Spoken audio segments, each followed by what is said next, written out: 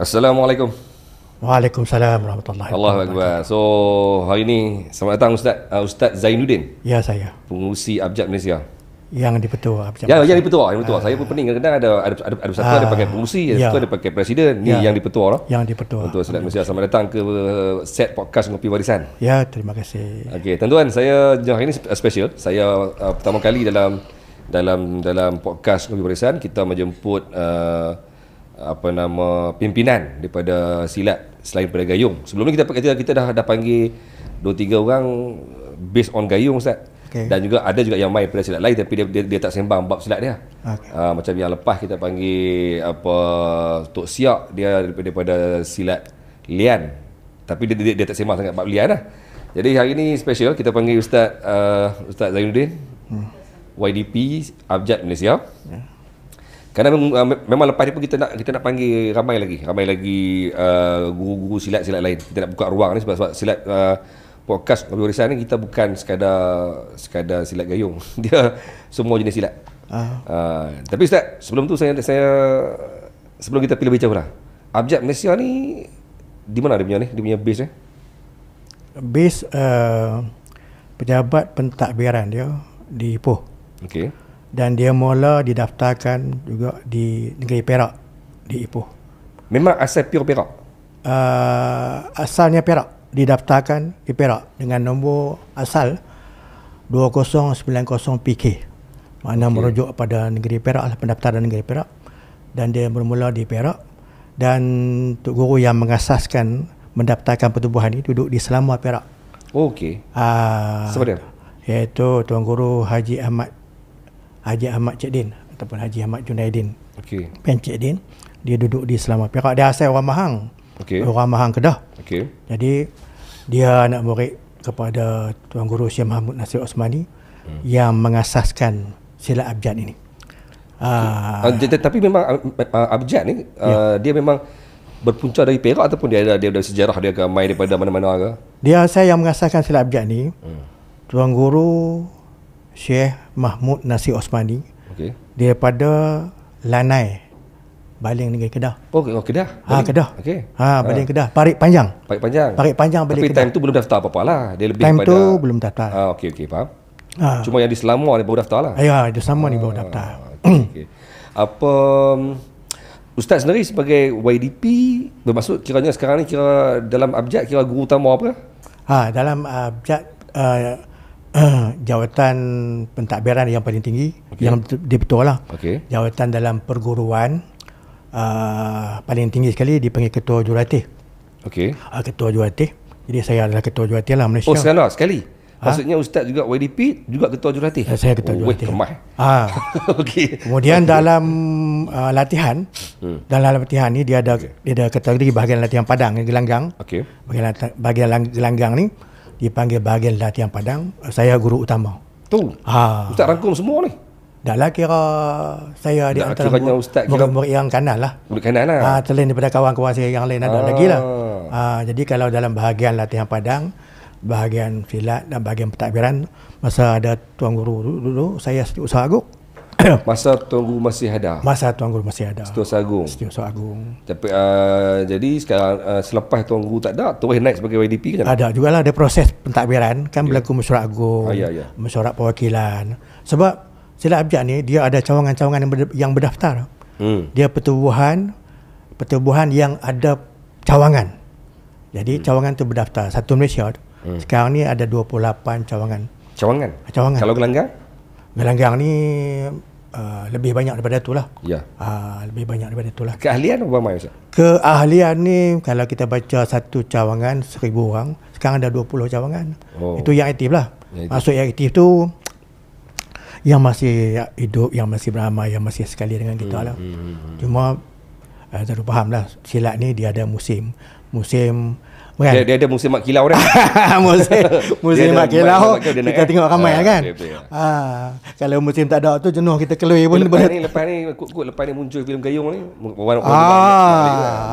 insya-Allah lah. Dia filem Mat Kilau tu dia bukan hanya bagi impact pada satu silat, semua silat. Ya, betul. Time tu betul. Ya. Mungkin lepas ni pun dia akan beri impact lain pula kot. Bila muncul filem Gayung ni kan, mungkin lepas ni orang lebih ramai lagi. Tak tahu lah, harap itu dah. Doa-doa lah. Ustaz, okey, kita pergi pada hari ni. Hari ni sebenarnya saya pun bertuah kerana dapat bersama dengan Ustaz sebab saya kenal daripada awal, kena minta maaf dulu lah sebab saya terkilaf. Tak tahu, saya tak mau mengaku dulu. Tak mau mengaku terkilaf dulu. Kan? Sebab kita dalam podcast yang saya hadir bersama dengan Yusaf, ataupun di bawah branding Yukas. Ketika saya diasak dengan soalan tentang adakah silat ini ada yang haram, ada yang menyalahi dari segi akidah dan sebagainya, ataupun dari segi ajaran-ajaran yang tak betul. Saya menamakan yang pertama, saya menamakan atas pengetahuan cetek saya. Saya menamakan yang pertama Nasrul Haq. Dan saya mendapat satu respon yang agak, tapi yang respon pasal Nasrul Haq ni tak banyak lah. Sebab ramai yang ada yang setuju, ada yang kata saya fitnah. Tapi saya merujuk kepada dapatan fakta.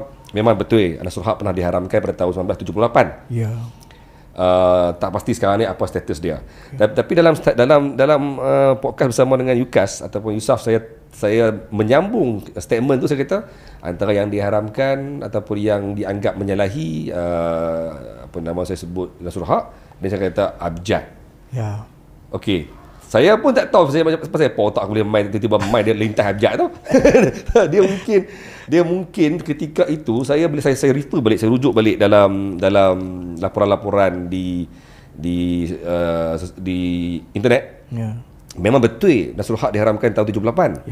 Tapi saya tak jumpa pula mana tahun bila yang abjad diharamkan. Cuma saya pernah terlintas satu senarai yang Jabatan Agama ataupun kerajaan sedang yang diletakkan dalam senarai perhatian ataupun yang disiasat amalan mereka. Katanya ada nama abjad ketika itu. Saya lupa tahun bila, mungkin 80-an kot time tu. Jadi saya kena declare dulu, saya minta maaf kerana khilaf dalam memetik nama abjad. Tapi saya optimis ataupun kekal dengan statement Nasrul Haq. Sebab itu memang clear ada. Okey Ustaz, abjad adakah pernah juga diharamkan? Untuk makluman Azrul dan semua warga pesilat khususnya lah, dan juga orang-orang masyarakat Malaysia, sejak daripada abjad ini diwawarkan ataupun terjun ke tengah masyarakat pada penghujung tahun 1969 selepas peristiwa 13 Mei 69 ditubuhkan. Apa dia? Mula abjad diperkenalkan. Okey, baik. Selepas peristiwa 13 Mei 69. Okey, mungkin Ustaz boleh sembang lagi daripada apa kaitan itu? Apabila ramai masalah yang terlibat dengan ajaran sesat, yang terlibat dengan amalan-amalan khurafat, Tok Guru tengok macam mana nak berbetul balik. Tok Guru siapa dia? Tok Guru Syekh Mahmud Nasir Osman. Yang duduk di Parit Panjang, Lanai Parit Panjang Kedah ni. Jadi maka dia memperkenalkan silat abjad ke tengah masyarakat. Dia tengok banyaknya ajaran sesat muncul selepas 13 Mei. Dan dia buat abjad. Dia buat abjad. Apa sebab dia? Apa kaitannya? Jadi dia tengok orang yang belajar silat ni selepas 13 Mei. Maka orang Melayu, khususnya orang Islam lah, orang Melayu, berpusu-pusu mencari ilmu. Kerana peristiwa 13 Mei, peristiwa berdarah tu, orang pun pakat nak cari macam-macam ilmu. Dia pun jadi macam next sheikh tu. Dia pun nak ambil semua ilmu. Dia belajar lah. Faham. Bila belajar tu, maka muncullah guru-guru yang bertopengkan agama. Ada time tu? Memang muncul. Banyak. Jadi banyak kita dengar cerita macam-macam. Dan banyak berlaku perkara yang menyalahi akidah, kata tu ni. Antaranya tu kata, masa itu banyak ilmu dan amalan, terutama dalam ilmu latihan pertahanan diri, ilmu hikmah kebatinan. Masa tu orang duk cari nak belajar ni. Takut kau bergaduh lagi. Maka antaranya ialah yang pertama, Tok Guru tengok jenis ilmu dan amalan yang ada sumpah ataupun mubai'ah, wallahi wabillahi watallahi. Belajar ilmu tu tujuan nak menjadi sakti, menjadi luar biasa, mencari adat. Maka ilmu ni Tok Guru kita salah. Ustaz, boleh jelas sikit? Saya tak faham ni. Yang amalan-amalan yang bermula dengan wallahi wabillahi watallahi, yang mencari adat. Tujuan belajar tu nak belajar ilmu tu, dia kena bersumpah wallahi wa billahi wa tallahi. Dan ilmu dan amalan yang dia kena terima tu adalah tujuan untuk menjadi luar biasa. Tikam tak lut, tembak tak betul, apa nama, bakar tak hangui. Jadi dia kena bersumpah dulu. Tu satu. Yang kedua, ilmu yang ada jenis tanasiqul arwah. Tanasiqul arwah. Saya ni tak tahu ni. Maksudnya tanasiqul arwah ni masuk tu orang utara panggil masuk syekh. Masuk mai panglima lah, syekh lah, apa dan semua ni. Jadi mengikut dalam syariat, dalam Islam, dalam agama lah, ilmu yang jenis ada masuk syekh tu salah. Itu kita salah. Yang ketiga, untuk tengok dalam banyak masyarakat ni, ilmu yang ada berpegang pada pantang larang. Dan pantang larang tu sama dengan hukum Islam. Contohnya seperti tak boleh berzina, tak boleh minum arak, kan? Dia menjadikan benda yang haram sebagai pantang larang. Yalah, apa yang Islam haramkan dia angkat sebagai pantang larang. Ya. Jadi yang tu kita ada masalah. So maksudnya seumpamanya dia nak bagi tahu kat sini yang orang tu tak berzina sebab bukan kerana larangan Allah, tapi kerana larangan daripada silat dia. Ya, betul. Okey, faham. Apa jadi kalau langgar? Tak tahu. Dua perkara akan jadi. Yang pertama, mungkin ilmu dia tak jadi. Okey. Yang kedua, ilmu makan diri. Tu yang banyak gila isi ilmu. Tapi dalam konteks Islamnya, dia meninggalkan perbuatan itu bukan kerana Allah lah. Ya, betul. Tapi kerana arahan dulu tu. Tapi ada juga dalam silat yang law ni pun, dia kata kalau hampa nak hebat, bukan kalau kata hampa nak bagus dalam silat, jangan tinggal solat. Tu pun ada juga orang jangan tinggal lain. Kalau pantang lain, syarat lain. Yang diangkat sebagai pantang larang. Pantang larang, syarat. Kalau kata dia berzina tadi, dia jadi lupa diri. Okey, jelas. Itu dah tiga. Yang keempatnya, berpegang kepada kebesaran ayat, wirid, jampi, doa, talipin, azimat, kerib, betul. Yang kononnya ada kuasa-kuasa tertentu. Jadi yang tangkai kan ni? Tak kira lah apa pun, yang kononnya memberi kuasa tertentu. Ayat kah, wirid kah, jampi kah, doa kah. Dan yang kelima, tidak tahu asal-usul dari mana, di mana dan ke mana. Mana dia terima ilmu tu, dia kira tak tahu asal-usul dia. Sumber dia tahu. Tok guru mana mai, tak tahu mai, ayat sesuatu yang pelik, yang luar biasa, yang kononnya ini adalah budaya bangsa zaman dulu, turun daripada gua kan, daripada gunung kan, tak tahu. Jadi sumber tak jelas. Jadi tu tengok banyak. Ini yang muncul sebanyaknya selepas 13 Mei. Yang limon dia ni. Ya. Yang lima ni. Dan inilah menyebabkan tu tengok macam mana nak berbetul, maka dia memperkenalkan silat abjad ke tengah masyarakat. Okey, saya sambung Ustaz sebelum Ustaz teruskan. Tok Guru dapat kesan kemunculan 5 elemen. 5 elemen ini dalam pelbagai silat-silat ataupun amalan-amalan selepas 13 Mei. Ya. Menyebabkan Tok Guru wujudkan silat abjad ataupun wujudkan abjad ni. Masa tu ni. Silat abjad ataupun abjad? Silat abjad tu sama. Silat abjad. Tapi bila ada glamour, orang panggil abjad lah. Macam silat gayung lah. Kalau glamour orang panggil gayung. Dulu orang panggil gayung lah kan.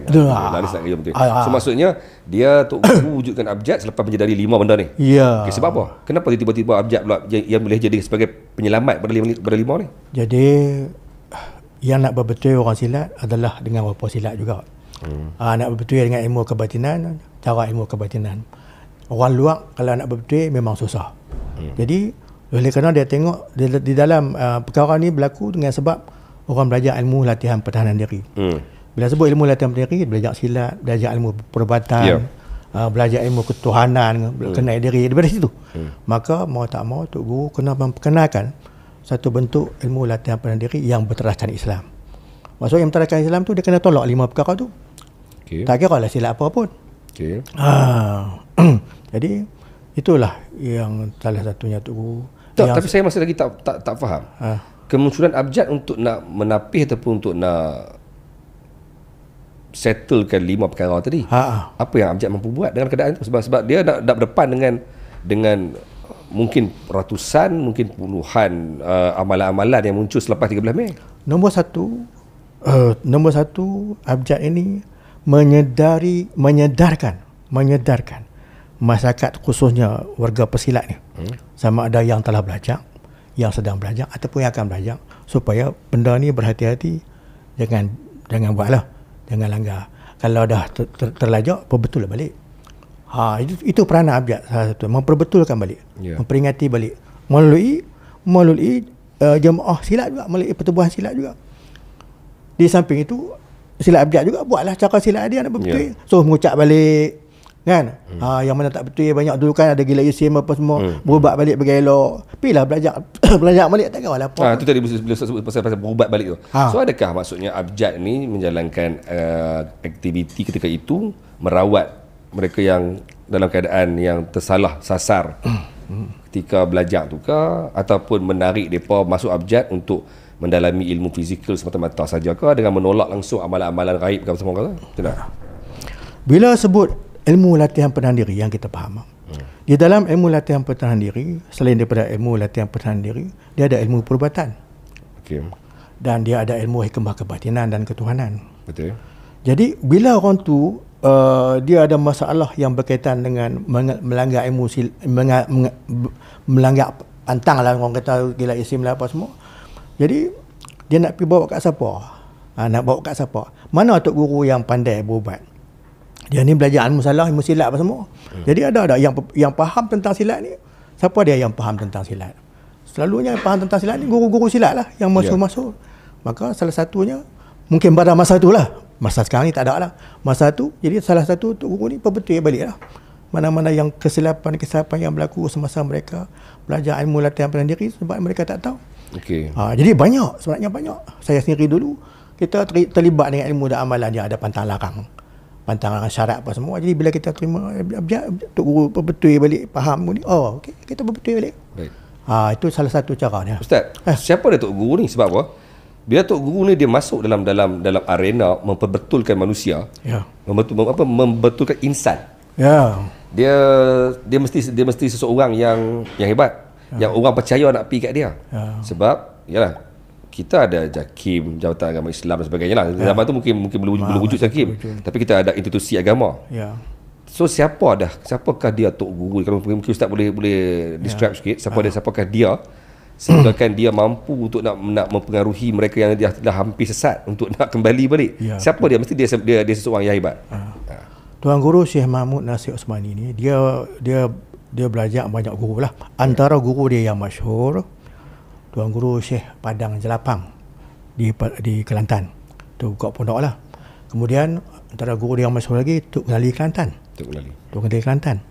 Dan antara guru dia yang masyhur dalam ilmu latihan pertahanan diri ni dipanggil Tuan Guru Syekh Muhammad Taib. Syekh Muhammad Taib Pangkalan Kubur. Jadi ini adalah ilmu orang-orang yang hebat lah dalam tu. Dan amalan-amalan dia pun dia ada terima daripada guru dan ada sanad. Orang kata sanad sampai tangan Syekh Ahmad Petani lah, mana bangsa Melayu. Lalu pada masa dia tu di kalangan ulama-ulama pada masa dia tu memang mengiktiraf ilmu dia masa tu. Tuan Guru Syekh Abdul Aziz Pendang, Tuan Guru yang buka pondok Lanai sekarang ni, yang arwah tu Tuan Guru Haji Umar Zuhdi. Jadi memang mereka ni satu geng lah, seangkatan. Jadi maksudnya dia ni bukan seorang tok guru silat. Bukan. Dia tok guru sufi, tok guru pondok, dan dia pernah buka pondok Babus Salam, pondok Assalam kata. Okey. Dia bukan guru silat. Tetapi adakah dia tu juga bukan orang silat? Tapi bila dia buka silat, dia jadi orang silat lah. Dia tok guru silat. Okey, so maksud dia bukan guru silat. Tapi dia orang silat. Tapi dia ada ilmu silat. Dia ada ilmu silat. Dari mana ilmu silat tu? Maksudnya daripada sumber mana, daripada mana? Kalau dulu kita kata, kalau tok guru silat tu, dia punya sanak silsilah dia mesti ada maha guru manu, guru. Jadi kat dia tu tak ada cerita mata maha guru. Okay. Tapi dia belajar tok guru Syekh Mahmud ni belajar mana? Belajar kat Tuan Guru Muhammad Taib. Syekh Muhammad Taib Pangkalan Kubur. Syekh Muhammad Taib ni guru silat. Okey. Dipanggil kalau dalam tulisan sejarah yang pernah tok guru dulu tulis, dia belajar ilmu silat ni kepada Tuan Guru Syekh Muhammad Taib. Syekh Muhammad Taib belajar daripada Tuan Guru, ayahnya Tuan Guru Haji Abdul Rahman Jabat. Haji Abdul Rahman Jabat belajar ilmu ni daripada Tuan Guru Syekh Ahmad Petani. Silat tu nama dia Gayung Khalifah. Ada lagi ya? Ada lagi ya? Apa dia? Tak ada lagi kan? Ada lagi nama tu. Law ni zaman. Law ni tak pakai tu tukar abjad lah. Tukar abjad. Faham.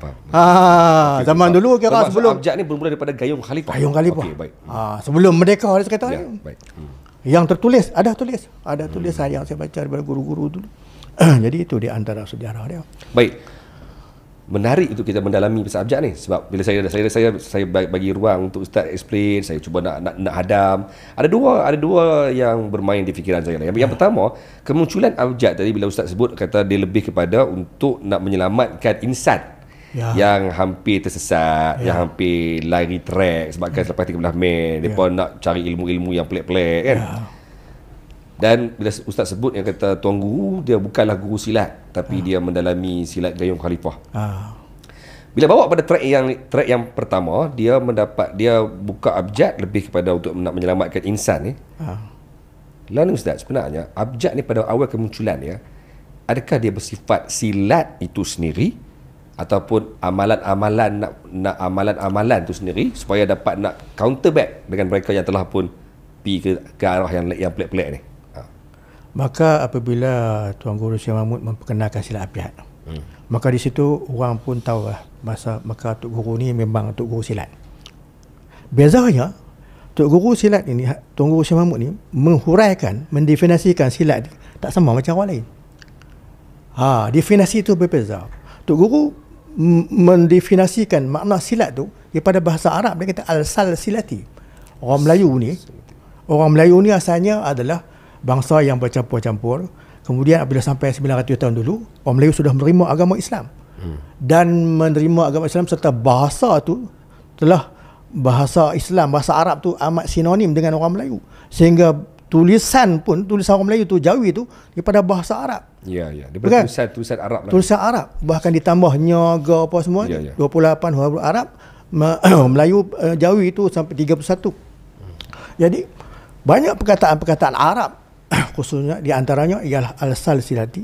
Maknanya asal silati akhirnya dia silat sesuatu yang ada hubung kait dengan agama, ilmu latihan pertahanan diri yang orang-orang dulu belajar, yang sesungguhnya silsati silat tu sesuatu yang ada hubung kait dengan agama untuk mempertahankan kesucian agama, untuk mempertahankan maruah diri yang beragama, untuk mempertahankan bangsa dan keturunan yang beragama, untuk mempertahankan harta benda dan untuk mempertahankan negara. Jadi ilmu yang belajar ni dia panggil asal silati, silat.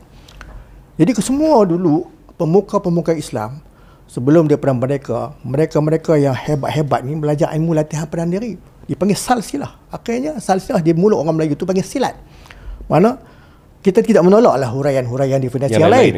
Tetapi yang Tok Guru kata silat. Dan semua dulu yang belajar silat yang hebat yang berperang ni tu orang agama.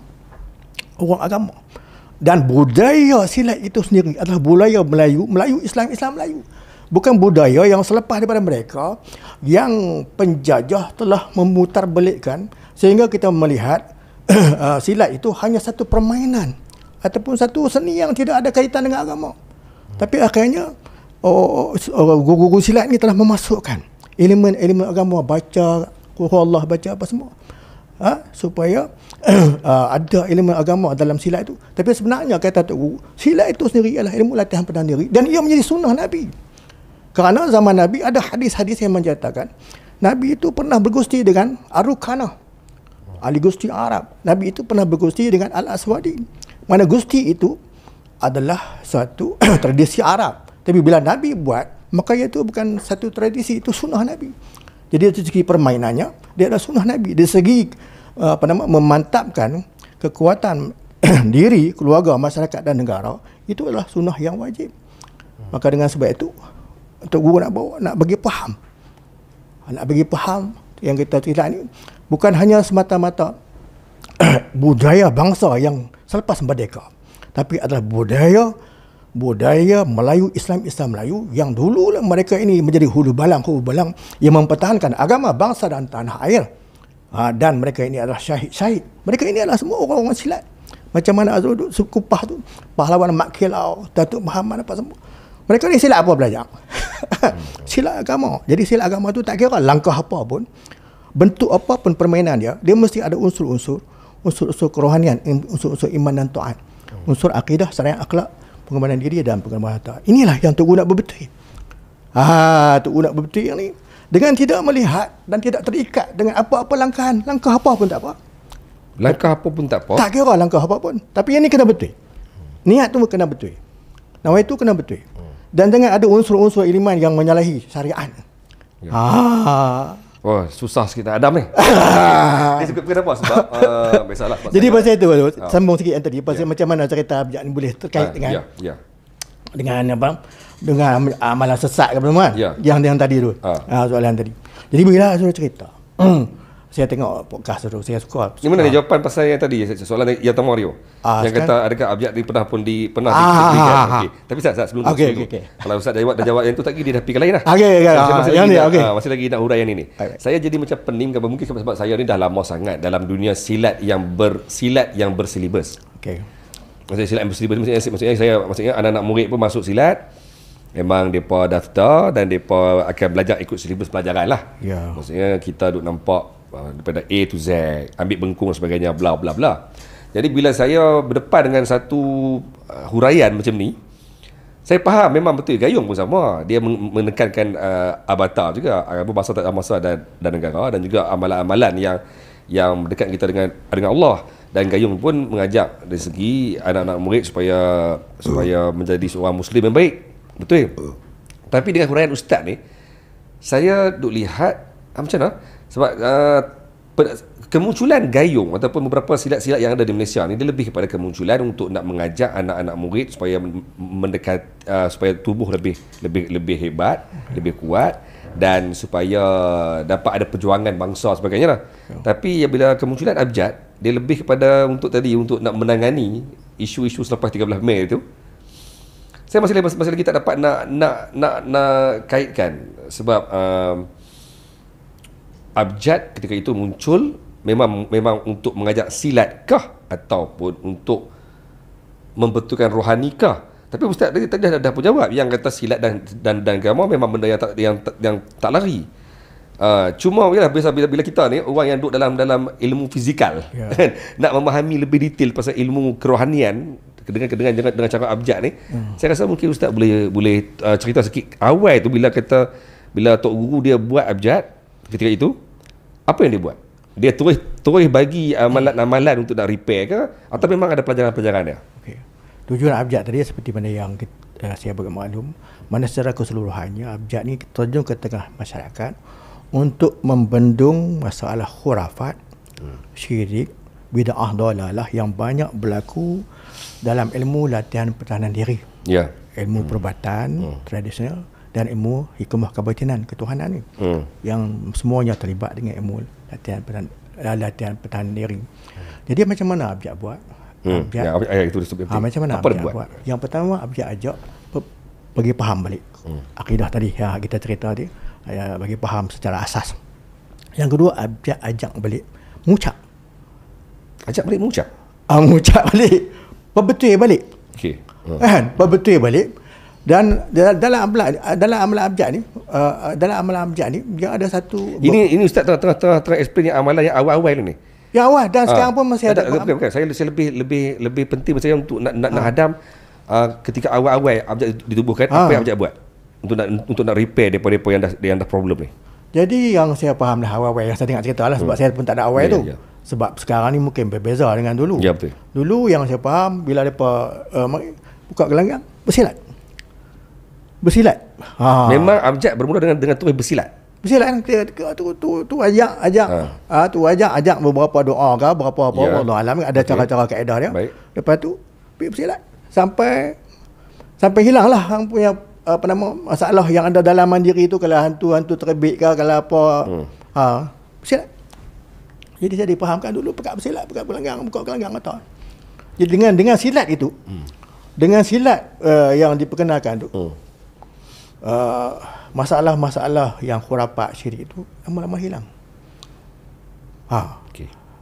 Begitulah juga yang kita tengok hari ni. Hari ni yang dulu cerita. Kan? Dengan silat. Panjang cerita ni. Sebab bila ustaz kata dengan silat lah dengan silat depa dapat kembali balik, dapat pulih balik kan. Yalah, tapi mesti ada sesuatu. Sebab apa ustaz? Maksud saya sesuatu tu mesti ada sesuatu yang abjad cuba buat. Sebab kalau ustaz kata dengan silat dapat memulihkan depa, ketika itu juga banyak silat-silat lain yang ada ketika yang dah pun establish. Gayung sendiri dah pun dah ada time tu. Datuk Mio pun dah ada. Silat-silat lain pun dah ada. lincah dan sebagainya mungkin dah ada. Saya rasa dengan selendang merah, selepan merah dah ada dah. Jadi bila Ustaz kata memulihkan mereka itu dengan silat, abjad muncul ketika itu memulihkan daripada dengan silat, sedangkan silat lain pun ada. So that's why saya masih lagi tertarik nak cungkil apa yang abjad buat untuk menjadikan abjad ni lebih special ketika itu dalam konteks memulihkan mereka. Jadi dalam amalan silat ni dia ada 5 jenis amalan. Setiap orang yang menerima silat ni, yang pertama dia ditalkinkan dengan satu amalan, dia panggil amalan pusaka Khalifah Wali Agama Islam, mengucap 2 kalimah syahadah, mengaku menerima agama Islam. Yang amalan pusaka Khalifah Wali itu Tok Guru Syekh Mahmud ni terima kat Tok Guru dia Syekh Tok Kenali Kelantan. Ya. Tok Kenali Kelantan terima kat Tok Guru dia Syekh Ahmad Muhammad Zain Tapak Al-Patani. Jadi amalan ni dipanggil amalan pusaka Khalifah Wali. Amalan pusaka? Amalan pusaka Khalifah Wali. Agama Islam. Khalifah Wali. Agama Islam. Okay. Itu amalan tu. Jadi dengan amalan tu, jadi Tok Guru kata amalan tu dia panggil Rabitah Wasilah. Rabitah Wasilah. Rabitah Wasilah maknanya kita mengambil kebaikan ulama-ulama yang terdahulu yang mereka ini sampai diri mereka itu, amalan mereka itu sampai kepada Rasulullah. Jadi dengan kita ambil sanad dulu. Ya. Sanad amalan pusaka Khalifah Wali, mudah-mudahan Allah Taala berbetul diri kita, rohani dan jasmani kita. Jadi yang tu lah, itu nombor 1. Ya. Nombor 2, ini yang dibawa pada awal dulu. Dibawa awal. Okay. Dan sekarang pun masih dia. Maksudnya daripada awal dulu. Daripada awal itu yang tu lah. Okey, baik. Daripada awal itulah. Jadi mudah-mudahan dengan kebaikan-kebaikan mereka itu, jadi kita pun akan jadi baik. Yang kedua dalam abjad ni dia ada dipanggil latihan jabat 14, jabat penimbul, jabat besi. Penimbun. Jabat penimbul, jabat besi. Penimbun. Penimbul. Jabat penimbul, jabat besi. Jabat ni Tok Guru ni terima daripada ni Syekh Mat Taib, Tuan Guru Haji Mat Taib Tengah Kubur. Jadi orang dulu rupanya belajar sekejap ya, tapi nak menghayati pelajaran tu. Jadi jabat ni adalah dia panggil langkahan-langkahan asas yang menjadi ibu segala gerakan. Dia panggil langkahan yang pertama ini, yang kedua ini, yang ketiga ini. Dah sampai 14. Jadi dia panggil jabat. Jabat tu mana sentuhan. Yalah, jabat tu sentuhan. Sentuhan. Alright, jadi orang dulu kalau dia panggil jabat. Jabat itu sentuhan. Jadi 14 sentuhan. 14 sentuhan. Dia panggil jabat. Dia tak panggil sebagai gerakan, dia panggil jabat. Sentuhan. Daripada situ dia buka langkah 1, 2, tapi daripada jabat tu lah. Okey, baik. Jadi itu dilatih. Dipanggil apa? Jabat. Okey, saya terkepis sikit mic apa sikit. Okey, boleh sama.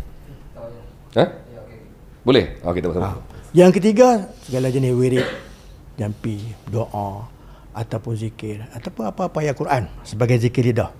Selalunya kalau orang baru ni digalakkanlah membaca Allah kan 100,000 kali ke zikir, baca ayat Quran, zikir ataupun apa-apa ayat, apa zikir lah, apa-apa zikir. Dia bukan mantra. Bukan mantra. Jadi itu bukan wajib, itu latihan. Kamu ni elok berzikirlah, baca budak-budak suruh baca bismillahirrahmanirrahim bagi banyak kali. Kalau dewasa sikit suruh baca Allah. Jadi ini memang diamalkan oleh kebanyakan. Jadi itu kalau yang rajin sikit suruhlah sembahyang banyak sikit. Jadi itu sebagai latihan zikir. Ini yang ketiga. Yang keempat, dia suruh selalu lazimkanlah sembahyang selain pada yang wajib, sembahyang sunat kan, dan juga puasa. Dan yang kelima, selalu menghadiri majlis ilmu, majlis ta'lim. Kalau pandai mengajar, kalau tak pandai belajar, kalau pandai sikit boleh muzakarah, mutalaah ke apa. Jadi 5 prinsip ni lah yang diterapkan kepada setiap ahli abjad, sikit atau banyak. Daripada awal lagi. Jadi itu bukan semua wajib. Ya. Itu semua sebagai satu kelaziman yang elok buat. Jadi inilah yang kita latih, dan siapa-siapa pun yang terima abjad maklum benda ni. Okey. Benda tu. Itu strategi yang amalan juga strategi yang digunakan ketika awal dulu sehingga berjaya sekurang-kurangnya menarik mereka yang dah pun terpesong sikit tu kembali balik pada track dia. Ya. Okey Ustaz. Baik. Soalan kedua. Okey. Baru soalan kedua ni. Okey. Adakah abjad berjaya untuk nak memulihkan? Tadi Ustaz kata kemunculan begitu ramai mereka yang tersasar selepas 13 Mei. Ya. Adakah abjad dapat bantu untuk pulih mereka? Sehingga setakat ini Abjad sudah bertapak daripada tahun 69 sehingga sekarang. Walaupun ramai ke tak ramai itu bukanlah satu tahap kejayaan, tapi itulah salah satu jemaah ataupun pertubuhan ataupun kumpulan yang mesti ada untuk memperingati ataupun menunjuk contoh. Ini salah satu cara kalau nak berbetul, kan? Bukan ini satu cara, mungkin cara-cara lain banyak lagi. Dan pertubuhan lain, tapi Abjad ni ini satu-satu peranan dia. Dan peranan dia, kejayaan dia saya tak tahu nak ukur macam mana lah. Tapi setakat ini ada beberapa ulama-ulama yang telah mengiktiraf, memberi bagus sokongan. Dan semasa zaman setelah didaftarkan, banyak kita membuat kerjasama dengan Jabatan Agama Islam di Perak dan beberapa tempat sebagai salah satu peranan kita dengan jabatan-jabatan kerajaan. Kerana modul-modul yang macam ni memang di JAKI memang ada, tapi yang ada orang silat sendiri. Orang silat sendiri, bila orang silat sendiri bercakap pasal silat, dia lain sikit lah. Jadi banyak juga digunakan modul-modul kita untuk berbincang dengan hal-hal yang berkaitan dengan baik. Okey Ustaz. Okey, nak kita pergi yang tadi. Okey. Sebelum Ustaz jawab panjang lebar, pendek Ustaz. Betul ke pernah disenaraikan dalam pertubuhan ataupun amalan ke ataupun gerakan ke yang disiasat sebelum ni? Pernah ke? Okey, begini cerita dia. Tahun 1976. 76. Jadi sebelum tu risalah Abjad ni ada mengeluarkan risalah. Okay. Risalah tu nama dia Risalah Kilat Menyambar Mutiara di Tengah Mata. Kilat? Risalah Gerak Kilat Menyambar. Gerak Kilat Menyambar. Mutiara di Tengah Mata. Lain macam dia panjang tu. Dia punya tu tajuk tu. Tajuk buku tu. Jenuh apa? Risalah Gerak Kilat. Gerak Kilat. Gerak Kilat. Risalah Gerak Kilat. Kalau penuh dia Risalah Gerak Kilat Menyambar Mutiara di Tengah Mata. Ini memang keluaran Abjad. Sebelum tu lah, sebelum 1976. Sebelum 76. Jadi risalah tu dikeluarkan. Zaman sekarang tak ada dah. Dan pada tahun 1976, Jawatankuasa Fatwa telah berbincang tentang risalah ini. Risalah tu? Hasil daripada perbincangan Jawatankuasa Fatwa, kan, telah didapati dalam buku ni, dalam risalah ni, ada beberapa perkara yang menjadi kesamaran. Yang kalau diteruskan buku ni ke tengah masyarakat, boleh membawa kepada pahaman yang masalah lah. Masalah. Yang mengelirukan. Maka hasil daripada perbincangan Jawatankuasa Fatwa tu, maka mereka mencadangkan kepada Majlis Agama Islam Kedah supaya buku ini diharamkan untuk diedarkan. Maka terhentikan itu. Walau bagaimanapun tidak difatwakan. Tidak fatwa. Nasihat. Nasihat ke wallahu alam. Masa tu cerita dulu. Tetapi ada minit. Kemudian semasa kita pergi buat pertemuan, kita buat masa zaman tahun 2000 lebih, buat pertemuan dengan JAKI semua. Sekejap. Okay. 76 risalah tu ketika sebelum 76 benda tu dikeluarkan, dan ketika itu Majlis Agama Islam ataupun pihak berwajib agama, Majlis Fatwa mencadangkan supaya untuk buku ni tak diedarkan. Buku tidak. Tapi buku tu memang keluaran daripada Abjad lah. Mana sebelum tu dia ada Abjad lah, tulis Risalah Gerak Silat Abjad. Daripada siapa? Yang dikarang oleh Tuan Guru Syekh Mahmud. Okey, baik. Okey. Selepas itu maka berhentilah kat itu. Dan dipahamkan buku tu pun tidak dikeluarkan lagi, dan semua kita pun tak tahu amalan tu. Tahun 1980 Tuan Guru Syekh Mahmud meninggal. Jadi cerita tu habis. Cuma isu dia orang kata silat Abjad diharamkan. Jadi sebenarnya silat Abjad ni tidak pernah diharamkan. Sama ada sebelum dia daftarkan ataupun sebelum daftarkan ataupun selepas didaftarkan. Yang dipersoalkan tu ada satu risalah yang dikeluarkan oleh Abjad. Maka risalah itu tidak dibenarkan untuk dikeluarkan. Itulah jadi kontroversinya. Jadi tapi kenapa dalam kepala otak saya ni duk nampak seperti ada satu senarai yang dikeluarkan, beberapa senarai nama-nama yang amalan ataupun gerakan ataupun silat yang dalam perhatian ke, dalam siasatan ke apa ke, nama Abjad tersenarai sekali. Bila tu dulu kot? Saya rasa mungkin tahun 90-an, 80-an atau something lah. Dulu masa tahun 80-an kot. 80-an sampai 90-an masih ada. Kemudian kita berbincang dengan pejabat agama, kita bincang. Jadi teknikal. Jadi yang diharamkan di buku tu. Pertubuhan itu tidak pertubuhannya. Bukan. Pertubuhan itu tidak pernah diharamkan sampai sekarang ni. Yang diharamkan di buku tu. Dan buku tu pun saya pun tak usah tengok macam mana apa dia. Oh, tak tengok lagi? Sebab tu tahun 79 saya masuk abjad tahun lepas. Yalah, maksudnya Ustaz pun tak pernah lagi tengok buku tu lah. Tak pernah lagi tengok. Dengar lah ni. Cuma dengar ya. Jadi orang lama-lama sebelum dia daftarkan. Abjad daftar tahun mana? 1983. 83. Yang tu tahun 79. Ketika belum lagi dibawa ROS. Belum tak lagi. Daftar apa lagi. Tak daftar lagi. Yalah. Jadi bila saya dengar Azrul masa dalam podcast tu, memang betul lah setelah dibersihkan.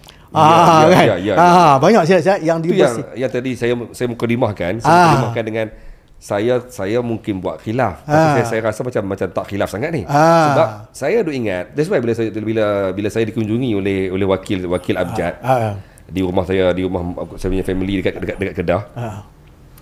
Saya punya rasa bersalah tu tak besar sangatlah. Saya rasa macam aku tak salah tapi aku silap. Betul juga. Aku tak salah sebab aku pernah nampak nama abjad ni tersenarai. Tapi aku lupa bila. Tapi bila saya dengar segera angkat telefon, saya pun Google balik. Nasrul Haq, yes, memang jelas tahun 78. Cuma abjad ni bila saya bersembang dengan mereka yang datang jumpa saya kata cuma mungkin abjad ni dia tak ada satu statement daripada pihak berwajib, pihak agama ke, Mali Fatwa ke, yang membaiki balik senarai yang keluar tu. Yang mungkin kami pernah nampak senarai tu, tapi tak ada pula satu pengumuman kedua yang mengatakan abjad tak bersalah ataupun abjad tidak terlibat dalam ni ke apa-apa. Tak ada benda tu. Jadi menyebabkan kita duk melekat nama abjad, ada lagi 2-3 nama tadi. Saya pun lupa dalam senarai tu mungkin ada 8-9 nama. Dan saya rasa kemunculan nama-nama ni diperkatakan selepas isu Al-Maunah. Nama-nama ni diperkatakan semula bahawa ada amalan-amalan ataupun ada beberapa gerakan dalam Malaysia ni yang kena dipertimbangkan selepas isu Al-Maunah tahun 90-an kot mungkin. 90-an mungkin. Jadi itulah dia yang ni. Tapi Ustaz, ketika saya menerima kunjungan daripada wakil silat abjad, saya ada buat video dengan mereka. Cuma saya tak siarkan sebab satu statement saya rasa macam lebih mengelirukan. Bila mereka kata yang diharam ataupun yang disiasat itu bukan silat abjad tapi abjad. Ini yang saya mungkin Ustaz boleh jelaskan. Adakah wujud satu yang lain pula, silat abjad dan juga abjad? Ada abjad lain ke ataupun macam mana? Jadi yang pergi itu Saudara Anwar tu si usaha abjad Kedah Utara. Saya minta dia pergi Pak Azrul sebab saya faham Cikgu Azrul ni dia tak dapat yang apa, tak jelas yang tak jelas. Jadi bukan dia saja nak condemn lah. Sebab tu saya kata pergi sembang.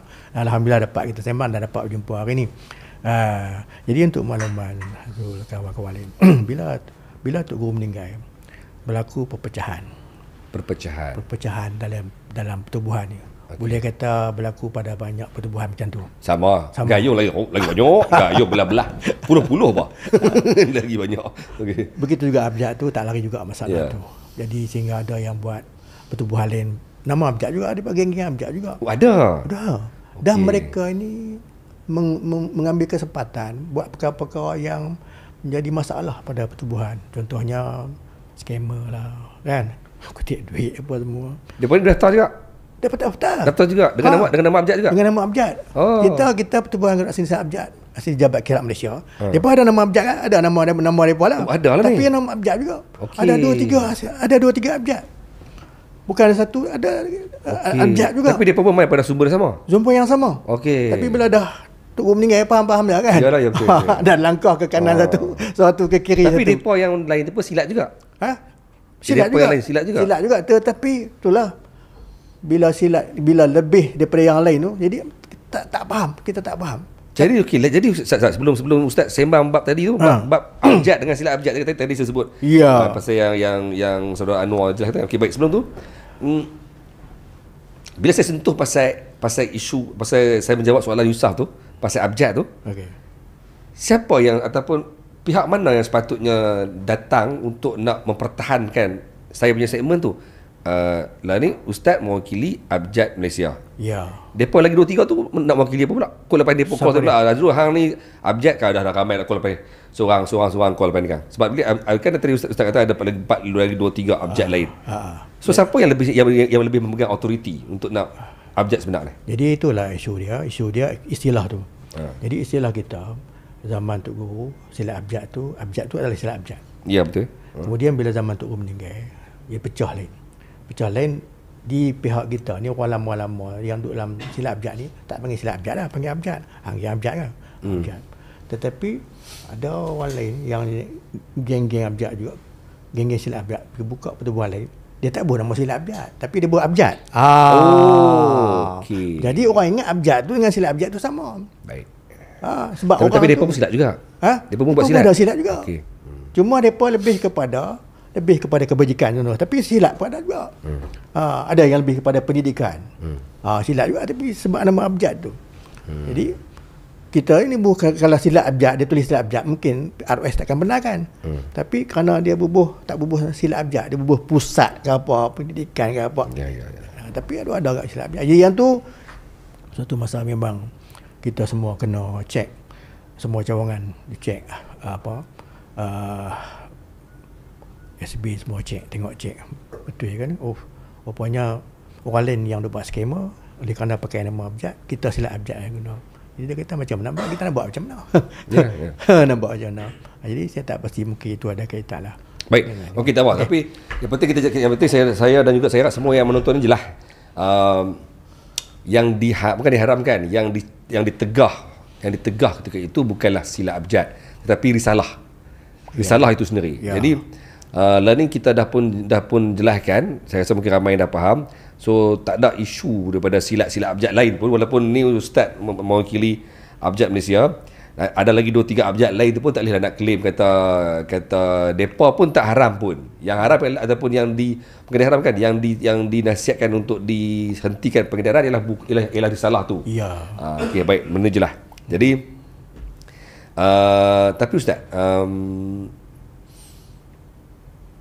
benarkah Abjad ketika sekarang ni pun, sampai ke hari ni pun, sebenarnya bukanlah satu persatuan silat yang menitik beratkan kepada latihan fizikal, tapi lebih kepada rohani? Jadi seperti mana yang saya maklum tadi, Abjad ni dia membawa, dia dalam dia punya tujuan dan maksud pertubuhan Abjad ni didaftarkan adalah untuk memperkenalkan latihan pertahanan diri yang berteraskan Islam. Bila berteraskan Islam, dia ada dua latihan rohani dengan jasmani serentak. Bermakna dalam Abjad ni dia ada latihan rohani, latihan jasmani. Latihan rohani itulah yang saya sebut tadi yang 5 kan? Yang 5 tu. Yes. Jadi dia ada unsur-unsur rohani, dalam masa yang sama jasmani juga dia nak buat jugalah. Dia tak boleh rohani saja. Jadi kalau hanya semata-mata rohani pun tidak. Dia ada dua. Jadi dalam Abjad ni tumpuan dia, fokus dia, pendekatan dia kepada ilmu latihan pertahanan diri, sama ada rohani ataupun jasmani, kepada ilmu perubatan tradisional. Ada juga. Pun diajar kepada anak maksudnya murid. Garis panduan. Garis panduan. Bukan amalannya. Bukan amalan. Okey. Garis panduan ni yang salah, yang betul, macam mana yang salah. Tak ajak. Jadi yang ketiganya ilmu hikmah kebatinan dan kerohanian, maksudnya yang salah. Jadi duk bagi penerangan yang tu lah. Maknanya dia ada penerangan-penerangan yang memang selalu dimaklumkan kepada ahli-ahli. Saya bila belajar langkahan ni semua. Okey. Jadi maksud Ustaz, daripada dulu awal penubuhan sampai ke hari ni, Abjad masih lagi mengekalkan konsep membetulkan yang salah. Ya. Itu loh maksudnya. Ya. Maksudnya dia bukan mengajak orang jadi tukang urut, tapi dia ajak orang pasal kaedah. Ya, kaedah. Garis panduan dia. Garis panduan. Mereka ambil ilmu urut tu, ilmu ubat tu. Kalau depan urut ada juga amalan urut. Ada juga. Dalam Abjad tu. Dalam Abjad. Okey. Dengan tidak menolak amalan-amalan yang lain. Kan? Dia kaedah mengurut ni banyak. Ambillah, belajarlah mana-mana kaedah urut pun asal tidak bertentangan dengan syariat Islam. Jadi kalau nak belajar Abjad pun ada juga. Dan dalam abjad ni pun ramai ahli-ahli yang pakar huruf yang bukan saja dia pernah belajar silat abjad punya, hal lain-lain pun ada. Jadi dia abjad ni dia tidak terikat dengan satu-satu kaedah. Begitu juga langkahan pun tidak terikat dengan satu-satu kaedah. Apa pun tak apa. Asalkan kedudukan kau tu betul, akidah tu betul. Itu selalu yang dia peringat. Ada saya jumpa baru ni pun dengan dia kata, cikgu saya ni pun dulu gayung. Lah saya dia kata dalam abjad ni ramai daripada lain-lain silat. Daripada gayung pun ramai kata kan. So maksudnya mungkin adakah maksud dia begitu? Maksud dia cikgu dalam abjad ni ramai daripada silat gayung lah, silat itulah, silat inilah. Adakah dia nak beritahu saya yang mengatakan bahawa sebenarnya dia dalam abjad ni sebenarnya ramai daripada lain-lain silat, tapi mencari tambahannya di abjad, mencari sesuatu yang lain ataupun apa? Jadi yang saya faham lah, silat-silat lain semuanya adalah betul belaka, dan silat abjad pun dah betul belaka. Kalau kita pergi silat lain kan, kami pun pernah belajar abjad juga. Kami pun pernah belajar abjad juga. Pergi silat lain pun kami pun geng abjad juga. Jadi zaman sekarang ni dia bukan satu silat. Dia ada banyak silat. Jadi ada geng gayung, dia tak ada tempat gayung tapi dia ada tempat lah abjad. Ada yang abjad dia tak ada tempat lah abjad, dia ada tempat dalam tempat-tempat yang lain. Jadi dalam sekarang ni dia tidak terikat dengan satu-satu langkahan dan satu nama. Dan semua boleh bawa belakang. Dalam abjad tu gayung pun boleh bawa, dalam abjad tu dia boleh bawa. Nak bawa silat apa pun tak apa. Kan? Nak bawa silat apa, nak main langkah apa, tidak ada masalah. Tapi bukanlah katanya dia pergi abjad sebab nak cari ilmu silat batin tak? Tak ada. Aku dah tanya macam ni. Sebab silat kebatinan tu yang dipahami oleh kebanyakan orang silat adalah sesuatu yang luar biasa, yang sakti. Jadi silat abjad ni mengatakan dan bagi faham kesaktian tidak ada. Yang ada karamah kalau engkau wali. Kan? Kalau engkau bukan wali, bawah sikit ma'unatullah, dengan sebab engkau betul ketika engkau darurat, Allah Ta'ala tolong kau. Kalau lain daripada tu engkau boleh buat perkara yang pelik, perkara yang luar biasa, tembak tak makan, tikam tak makan, hirih tak lut, bakar tak angui, mandi bakar tak angui, rebuh tak empuk. Jadi kamu kemungkinan istidrat ataupun sihir. Kamu cek tengoklah, istidrat ataupun sihir, kamu boleh buat benda luar biasa orang lain tak boleh buat. Jadi yang tu yang abjad aja. Kan? Maksudnya yang itu hanya abjad dan yang abjad mana selalu bagi memahami benda tu. Bukan belajar benda tu lah. Bukan belajar benda tu. Kalau belajar tu benda boleh buat benda pelik itu ataupun luar biasa tu, sakti itu, kedudukan dia 4 yang diterima. Sama ada irhas nabi, ataupun mukjizat rasul, ataupun karamah wali, ataupun maunah orang soleh. Kamu siapa yang boleh buat benda pelik? Kalau bukan, mungkin sihir, mungkin istidrat, mungkin silap mata. Jadi Ustaz pernah dengar yang pasal dulu yang kata boleh berdiri atas pucuk pisang, atas pucuk nyok, boleh jalan atas air. Ustaz pernah dengar? Saya pernah dengar dan saya kadang-kadang pun heran. Dia pun kata orang abjad pun boleh buat macam tu. Tu saya tanya tu. Tapi Ustaz sendiri dah buka dah kita malam. Okey. Betul ke? Yang orang kata abjad Syah. Sepanjang yang saya duduk dalam abjad dan belajar, yang pertama saya tak pernah jumpa orang tu dan tak pernah dengar dan tak ada ilmu tu. Dan orang kata saya pun duk cari orang lama yang pernah, tak ada pun ni tu. Jadi depa cerita tu lagu mana saya tak faham. Dan tak ada dalam abjad tu, tak ada ilmu tu. Dan kalau kita nak belajar ilmu tu dia menjumpah tu di marah. Nak belajar ilmu sihir. Tak ada dalam Islam macam tu. Tapi dulu adakah ada? Bukan maksudnya bukan abjad. Yang lain-lain ni adakah? Selepas 13 Mei ada dengar tak? Lepas 13 Mei macam-macam lah. Memang ada. Macam-macam ada. Tu kebanyakan sama ada sihir, silap mata. Jadi apabila ramai-ramai duduk di atas akidah betul, lama-lama benda tu yang tak elok ni, yang tak betul ni, lama-lama jatuh. Tu kata banyak barang tiruan dalam pasaran. Okay. Barang asli dalam rumah ahli. Barang asli dalam rumah ahli. Rumah ahli? Rumah ahli. Dapat beza dalam majlis tandingan. Datang benar, hancurlah binasa yang batil. Benar tetap benar, batil tetap batil. Datanglah kepada orang yang benar. Kalau dia kata hebat, dia kata apa semua, dia bertemu dengan hak benar, dia jatuh, itu kehebatanlah tu. Kan? Dia boleh buat macam-macam. Bertemu dengan orang yang betul ilmu dia jatuh, itu bukanlah, itu mungkin sihir, mungkin silap mata.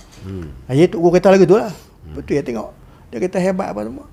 Kalau dia dia ajak pergi apa nama try ke apa, cubalah pergi try tengok.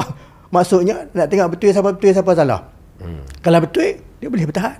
Ada orang main lagi betul. Biasanya yang betul ni dia bukan jenis menunjuk. Kan? Bukan jenis menunjuk, bukan jenis duk pergi sana, pergi sini duk buat ni. Duk diam lah. Duk diam ya. Kalau yang jenis menunjuk tu sarkas, silap mata. Silap mata tak ada masalah. Abang silap mata. Nak tunjuk lah. Nak tunjuk kan? Tak ada masalah. Dia kata saya main silap mata. Tolong ni yang kacau. Okey, kita pun tahu silap mata. Tapi kalau duk kata ni yang ilmu dia pakai, yang ada dalam pertubuhan dia, yang adalah ilmu dia, adalah amalan dia. Jadi inilah yang kita perlu berjaga-jaga. Ya, Ustaz. Hati-hati. Okey. Kenapa abjad? Maksudnya yalah gayung, yalah ada maksud dia. Ya. Cekak semua. Kenapa abjad? Ya. Apa maksud abjad? Jadi saya mendapat makluman ataupun huraian daripada Tuan Guru Haji Ahmad Junaidin ni yang mendaftarkan silat abjad. Dia mendapat fahaman daripada Tok Guru dia. Ketika Tok Guru ni nak mengembangkan silat ni, dia nak buat nama apa yang sesuai. Nak buat nama apa yang sesuai. Jadi maka diambillah nama abjad. Apa makna abjad tu? Abjad tu makna asli. Abjad asli gurungan tu. Abjad tu makna asli. Asli tu makna ilmu latihan pada diri yang asli, yang ada di tangan ulama. Yang masih ada di tangan ulama, yang majlis pejuang-pejuang dulu, yang ada sanad. Jadi ini asli salah satunya. Maka perkataan abjad ni diambil kata tu sempena daripada ada sebuah kitab yang dihuraikan, iaitu Nabi Isa belajar dengan Tok Guru dia lah, Nabi Musa. Jadi hutu huraian sempena nama lah. Nama itu diambil dari sebuah kitab, iaitu ketika Nabi Isa diajar oleh gurunya ketika umurnya 6 bulan. 6 bulan tu kira mukjizat lah. Jadi kata gurunya, wahai Isa, kata olehmu bismillah. Maka Nabi Isa pun kata bismillah. Kata gurunya, kata olehmu abjad. Nabi Isa pun kata abjad. Begitulah sampai habis huruf hijaiyah tu, alif ba ta sampainya. Kemudian dia tanya oleh Nabi Isa kepada gurunya, ya maula, wahai guruku, apa makna bismillah? Aku tak tahu. Apa makna abjad? Aku tak tahu. Aku cuma sebut, aku terima aku tu. Maka dihurailah oleh Nabi Isa, abjad tu, alif tu, ba apa dia, jim apa dia. Jadi huraian itu. Jadi diambil sepenuh huraian itu yang bermaksud benda baik. Benda baiklah. Alif tu Allah, ba Allah, jim jalallah, dalilillah. Makna benda baik seolah-olah abjad ni nak bawa benda baik yang ada unsur-unsur jasmani, ada unsur-unsur rohani, unsur keagamaan. Maka diambil sempena nama tu. Okey. Dia jadikan nama abjad. Ustaz, minum kopi tu. Okay. Bagi tekak kering sikit. Kopi ni kopi O tanpa gula. Okey. Okey, tak apa, insya-Allah. Boleh dah. Baik. Ustaz, tahu minum tu. Apa nama dalam abjad yang ada sekarang ni ataupun abjad Malaysia, silat abjad dia panggil silat pertubuhan, silat pertubuhan gerak seni silat abjad asli Jabat Kilat Malaysia. Pertubuhan. Okey, baik. Panjang ni. Mana silat abjad Malaysia. Okey, tapi senang nak cakapnya ialah abjad Malaysia lah. Silat abjad Malaysia. Okey, baik.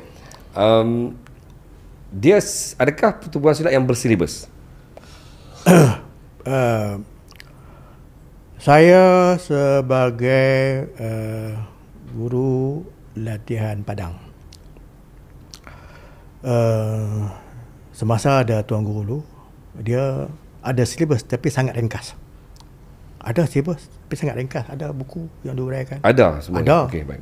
Bila sampai datang saya ni, baru Tok Guru meninggal beberapa tahun, jadi saya pun telah dilantik semula sebagai guru latihan padang. Maka saya cuba menyusun silibus. Ada tali pinggang bengkung putih, bengkung kuning, bengkung hijau dan bengkung merah. Jadi silibus tu baru disusun. Tapi sebelum tu ada silibus. Tapi silibus yang sangat ringkas. Bermaksud ringkas itu, Tok Guru agama ni dia tidak terlalu terikat dengan silibus-silibus tu. Kamu main pom tak apa. Ambil hak asas ni. Lepas tu belajar. Dia seolah-olah saya tengok apa yang dibuat oleh silat olahraga kan, One Championship dan semua. Jadi tujuannya nak bagi belajar. Jadi Tok Guru ni ambil ringkas, ambil jabat ringkas. Okey lah, belajar sampai hampa berani, sampai hampa jadi latihan tu yang diajar. Latihan 1, 2, 3 cukup pandai tumbuk sikit-sikit dah. Tapi bila main tangan kita ni, kita rasa budak-budak ni perlulah banyak sikit dia punya step dia punya silibus dia. daripada bab 1 tu kita pecah-pecahkan. Jadi ada silibus lah. Sekarang ni bersilibus. Bersilibus dan berbengkung semualah. Ada bengkung. Ada tahap-tahap dia lah. Ada tahap-tahap. Jadi mungkin kita boleh share sikit apa yang ada dalam abjad dari segi tahap-tahap, berapa banyak tahap yang perlu dilalui. Okey. Orang yang terima silat abjad ni, dia ada pendekatan dia 3 bahagian. Yang pertama bahagian latihan padang. Bahagian latihan padang ni kau gelanggang lah. Yang kedua dia bahagian tarbiyah ta'lim. Bahagian tarbiyah ta'lim. Tarbiyah ta'lim. Kepahaman. Okey. Kepahaman dia tak turun gelanggang lah. Dia duduk sembang ni, dia buat yang asas-asas. Jadi yang latihan padang ni, yang nampak ni. Latihan padang dia ataupun bergelanggang ni, yang nampak.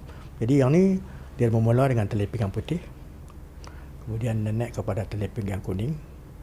Selepas lulus tali pinggang kuning, dia naik kepada tali pinggang hijau. Lepas tu baru naik tali pinggang merah. Okey. Jadi itulah dia punya tahap dia. Berapa lama proses? Merah ni kira dah sampai tahap tak jurulatih merah ni tahap yang boleh mengajak boleh mengajak. Hijau pun boleh mengajak dah belum jurulatih. Merah ni kira macam guru dah. Berapa lama tahap tu sebenarnya? Tahap dia 2 tahun habis lah. Dia 6 bulan. Sampai ke merah tu 2 tahun? 2 tahun. Dan dia juga berlatih seperti silat lain, ada senjata semua. Ada juga. Ada. Antara yang diajar dalam abjad. Dia spesial ni abjad ni, dia bukan spesial macam mana. Dia setiap gelanggang, setiap cawangan dia ada guru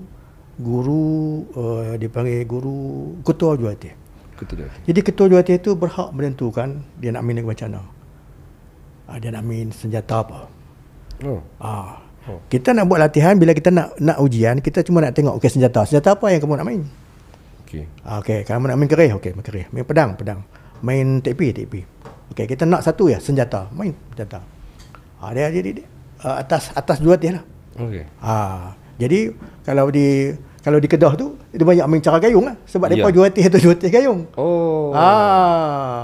Depa tu punya jurulatih, maka permainan depa macam gayung lah. Kemudian kalau di Selangor semua ada yang sanding, ada yang siku 12.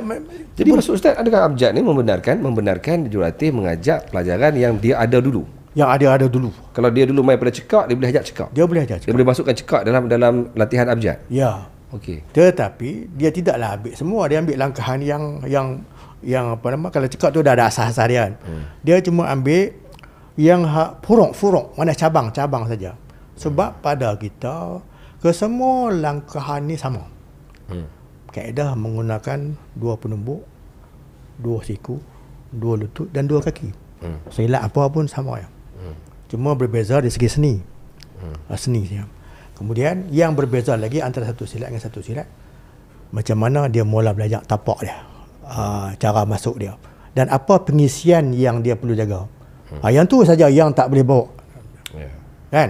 Yang tu kalau hang kata gayung, pengisian gayung yang tu hang punya. Tinggal sebelah dulu lah. Bukan tinggal sebelah, kalau pakai hang tak boleh. Untuk diri sendirilah. Untuk diri sendiri. Tak boleh ajak dalam gelanggang. Tak boleh ajak lah. Okay, yang boleh ajak langkahan saja. Langkahan. Jadi langkahan ini tidak terikat. Sebab abjad tu dia duduk kat jabat 14 tu, dia membenarkan semua langkahan tak apa. Dan kalau kata silat-silat lain dulu yang menjadi salah satu sebelum didaftarkan, yang menjadi salah satu kontroversinya abjad ni, kerana silat-silat lain ni kebanyakan bila terima abjad, Tok Guru terima abjad, jadi dia bawa ibu tu abjad. Langkahan ni bawa langkahan yang masing-masing. Jadi ini yang kadang-kadang menyebabkan jadi kontroversi di kalangan silat. Lah ni kita jaga dah. Kalau hang bawa abjad lah. Kalau hang bawa gayung, hang bawa lah gayung. Melainkan hang sudah declare hang ajak gayung kepada Tok Guru hang. Dia kena Tok Guru tu izin untuk mengajak langkahan gayung. Dalam abjad. Langkah abjad. Kalau tidak, tak dibenarkan. Sebab kita tidak meletakkan satu blok antara silat dengan silat lain, dia tak ada blok. Kan? Langkahan ni dia tak ada blok. Yang membezakan mungkin cara mula-mula nak masuk kelas ya. Tengah mula-mula itu lah. Jadi bila dah faham, tak apa, kamu pergilah sana. Kamu pergi. Lepas tu terpulang kamu nak bawa yang mana. Tapi setiap yang ada jenama tu mesti minta izin kepada guru. Kalau tak ada izin, tak ada, kita tak ada tanggungjawab.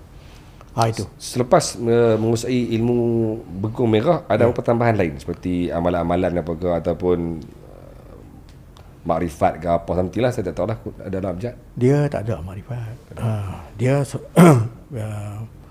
Dia yang masuk ilmu hikmah kebatinan ketuhanan ni ialah cerita dalam ilmu tasawuf kenal diri, bukan kenal diri, bersih diri, nafsu amarah, lawamah, mulhimah, mutmainnah, radiyah, mardiyah. Cerita-cerita dalam ilmu tasawuf.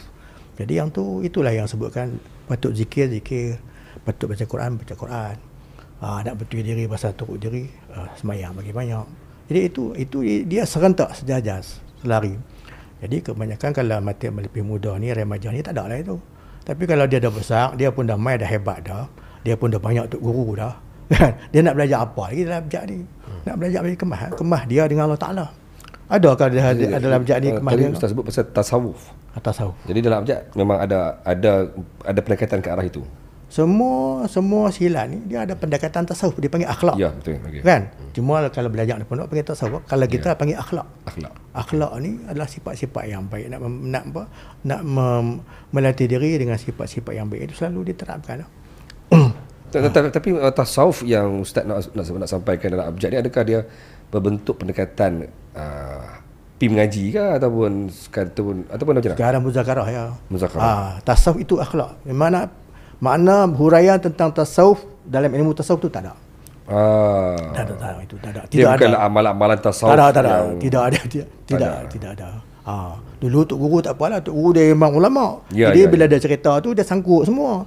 Bila matang kita ni, kita bukan ulama, kita bukan menghuraikan tentang ilmu kesufian, kita bukan menghuraikan. Kita hurai ni cara ni lah. Silat memang lah ni dalam abjad dah memang secara clear dia memang ke arah silat lah. Ke arah silat. Dia bukan lagi ke arah kesufian. Tak ada. Dulu Tok Guru ada, Tok Guru roti lah nak perbaik kita, tak ada perbaik. Dia tak ada meninggalkan apa-apa, Tok Guru tak ada meninggalkan apa-apa amalan-amalan khusus tentang mungkin zikir-zikir khas ke apa ke? Dia zikir-zikir khas ni tidak ada dalam abjad ni. Dia cuma latihan orang lama-lama, Tok Guru bagilah latihan. Kalau kamu ni aku Allah kan, baca Allah 100,000 kan? Abjad menggunakan pendekatan 100,000 kali. 100,000. Macam gayung 70,000. 70,000. Mungkin Ustaz boleh share sikit apa dia punya manfaat 100,000 kali? Jadi Tok Guru kata ada hadis. Ada hadis yang mengatakan barang siapa yang membaca Allah semasa hidup dia, surah Ikhlas 70,000 ataupun 100,000. Yang pertama menjadi penembus dia daripada api neraka. Ini pernah disebut oleh Cikgu Majid dulu. Tapi saya ketika itu saya minta kepada anak-anak gayung supaya memahami secara berhati-hati. Ketika time tu lah. Time tu saya minta pada anak-anak gayung untuk memahami secara berhati-hati. Maksud saya apabila kita memahamkan membaca Allah 70,000 kali boleh menyelamatkan kita daripada api neraka, saya minta anak gayung supaya memahami dengan berhati-hati lah. Supaya tak nantikan mereka fikir, settle Allah lepas daripada api neraka. So itu mungkin boleh Ustaz uras. So takut benda tu. Tok Guru sebut lagu tu lah. Kita pun dengar Tok Guru sebut tu. Kata hadis Nabi menembus daripada api neraka. Yang kedua, akidah kamu akan jadi semakin mantap. Yang ketiga, Allah akan makbulkan doa kamu, kan, ampunkan dosa kamu. Jadi itu dipanggil latihan membaca wirid, iaitu dengan baca Qul huwallah. Bagi mereka yang dah berasa mantap sikit, yang lama ni dah nak merah apa semua, latihlah baca pula. Sambil mengajak orang-orang baru. Tapi kenapa 100,000? Tu hadis Nabi. Ada. Memang ada hadis? Tok Guru kata ada hadis. Kita pakai Tok Guru kata lah. 70,000 dan 100,000. 70,000 atau 100,000. Memang ada hadis. Kalau sahih? Hadis sahih tak sahih wallahu alam. Kita dengar Tok Guru kata lah. Tok Guru beritahu lah. Tok Guru kata hadis Nabi. Tok Guru kata hadis Nabi. Okey. Dan kita pun selalu dengar orang-orang agama yang pergi pondok apa semua. Dia bila orang meninggal apa semua, dia suruh baca 100,000 ataupun 70,000, hadiahkan pahala tu kepada si mati. Mudah-mudahan Allah Ta'ala ampun dosa dia. Jadi cerita 70,000 atau 100,000 tu memang baik. Timing? Okey. Kita memang podcast kita tak lebih sejam lebih ni dah kira memang agak panjang. Tapi tak apa. Ada lagi satu soalan dia, Ustaz. Kemunculan abjad ketika awal 69 tu, bila Ustaz kata Tok Guru wujudkan lebih pada untuk nak memulihkan, bukan memulihkan lah, lebih kepada nak menyelamatkan mereka yang terpesong ketika itu kerana mungkin isim. Isim ni apa Ustaz? Saya mungkin Ustaz boleh share. Saya duk fahamkan kepada orang ramai. Dia orang kata isim apa dia isim? Kata isim ni ialah amalan. Jadi bila kata kalau kau sebut gila isim, dia sebenarnya gila amalan lah. Amalan yang buatkan dia gila lah. Sebab saya pernah dapat satu amalan tahun bila saya lupa dah, yang dipanggil sebagai isim ya latif. Isim ya latif. So bila saya tanya pada Tok Guru, dah arwah Tok Guru tu, saya tanya kenapa dinamakan isim ya latif? Maksud amalan ya latif. Betul ke jawapan tu? Isim tu bermaksud amalan. Jadi isim tu kalau bahasa Arab yang saya faham nak makna nama. Oh, nama. Isim, ismuka. Apa nama engkau? Kemudian isim pada ya latif tu makna asmaul Allah. Nama-nama Allah. Antaranya latif, ya latif. Kemudian istilah gila isim itu kan adalah gila dengan sebab belajar ilmu ataupun amalan tu sama ada dia melanggar pantang larang ke ataupun panah lebih ke ataupun apa-apa yang terjadi kepada diri dia sehingga dia anggap macam orang gila dengan sebab ilmu dan amalan yang dia belajar tu, dia beramal, maka itu dipanggil gila isim. Okey. Okey, baik. Okay. Tadi balik Ustaz ada yang soalan dia tentang kemunculan abjad untuk nak menyelamatkan ataupun untuk nak menarik balik depa yang terpesong lah kan, dengan amalan-amalan yang bercanggah tu. Sekarang ni apa lagi? Adakah masih lagi abjad berdiri dengan kaedah yang sama, iaitu masih lagi berusaha untuk nak menyelamatkan depa yang mungkin, sebab saya dipahamkan masih ada lagi amalan-amalan yang sebegitu dalam mungkin silat dan mungkin di luar silat. Saya pun kena mengaku dalam family saya dulu pun ada yang jenis pi mengaji. Dia bukan silat lah, tapi pi mengaji. Ustaz, silat apa dah? Jenis pi bersilat tengah malam, duduk dalam gelap, bergerak sendiri, berzikir, bergerak sendiri kan. Lepas tu pi mengaji di satu kawasan di Kedah yang mana tak perlu solat, cukup dengan yakin dengan Allah. Jadi adakah abjad masih lagi berpegang kepada melahirkan generasi daripada mereka ni yang mungkin lepas ni akan menjadi penyelamat kepada mereka-mereka tadi tu?